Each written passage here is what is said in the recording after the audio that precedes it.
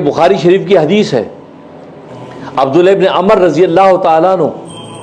ایک ہے عبداللہ ابن عمر جو عمر خطاب رضی اللہ تعالیٰ کے صاحبزادے، وہ نہیں، یہ عبداللہ ابن عمر، یہ عمر ابن عاص رضی اللہ تعالیٰ کے صاحبزادے ہیں۔ یہ ہر وقت عبادت میں رہتے تھے، ساری رات مصلی پہ کھڑے رہتے، سارے دن روزہ رکھتے ہیں، ہر وقت اللہ کی ذکر و اذکار تلاوت میں لگے رہتے ہیں۔ تو باپ نے جب صورتحال دیکھی تو عمر ابن عاص رضی اللہ تعالیٰ رسول اللہ صلی اللہ علیہ وسلم کے پاس گئے کہ یا رسول اللہ، میرا بیٹا عبداللہ ابن عمر ہر وقت اللہ کی عبادت کرتا ہے، ہر وقت دن میں روزے رکھتا ہے، تو اس کو اپنی بیوی کے حق کا بھی خیال نہیں ہے، وہ دائیں بائیں دیکھتا ہی نہیں، ہر وقت اسی میں ہے، آپ ذرا اس کو نصیحت کریں۔ اور پھر وہ گوشت نہیں کھاتا، گوشت یہ کہہ کے نہیں کھاتا کہ گوشت کھانے سے روحانیت ٹوٹتی ہے، لہذا روحانیت کو بڑھانا کیا طریقہ ہے کہ گوشت بند کر دو۔ اور یہ زمانہ جاہلیت کے اندر تصور تھا کہ وہ گوشت اس لیے نہیں کھاتے تھے تاکہ گوشت نہ کھا کے اللہ کا تقرب حاصل کریں، تو اس کو اللہ کے تقرب کا ذریعہ سمجھتے تھے، اور سمجھتے تھے کہ گوشت کھانے سے انسان کی سفلی اور نفسانی خواہشیں بڑھتی ہیں، لہذا اللہ تبارک و تعالیٰ کی عبادت کے اندر چونکہ رکاوٹ بنتا ہے، لہذا گوشت کھانا بند۔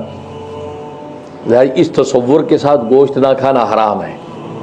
یہ تصور جاہلانہ مشرکانہ تصور ہے۔ ہاں اگر آپ کو طبی مجبوری ہے، طبی طور پہ آپ گوشت آپ کو سوٹ نہیں کرتا، کوئی وجوہات ہے، وہ الگ بات ہے، لیکن یہاں آپ ایک شرعی تصور قائم کر لیں کہ گوشت نہ کھانے سے روحانیت بڑھے گی، گوشت نہ کھانے سے اللہ کا تقرب ملے گا،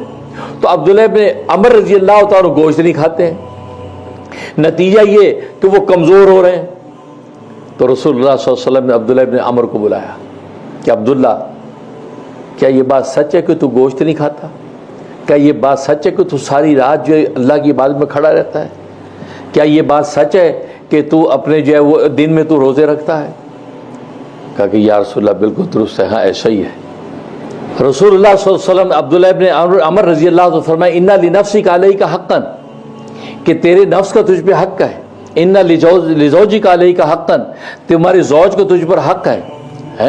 تو اِنَّ لِجَسَدِكَ عَلَيْكَ حَقًّا، تمہارے جسم جان کا تجھ پر حق ہے، تو گویا کہ فرمایا کہ تو ان کے حق کو بھی ادا کر، اور فرمایا کہ اگر تو گوشت نہیں کھائے گا اور نیند پوری نہیں کرے گا، تیری آنکھیں اندر گڑ جائیں گی اور تیری ہڈیاں جو پنجر بن جائیں گی، تو کمزور ہو جائے گا، لہذا یہ تمام حقوق اللہ تبارک و تعالیٰ تجھ پہ رکھے ہیں، تو ذات کے 3 حصے بنا، ایک حصے کے اندر تو اپنے جسم کو آرام دے، ایک حصے کے اندر اپنے زوج کا حق ادا کر، ایک حصے کے اندر اللہ کے سامنے مصلی میں کھڑا ہو۔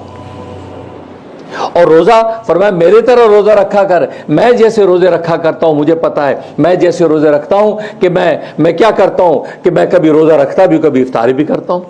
لیکن تو مسلسل روزے رکھے چلا جا رہا ہے۔ تو رسول اللہ صلی اللہ علیہ وسلم نے عبداللہ ابن عمر کو ڈانٹا۔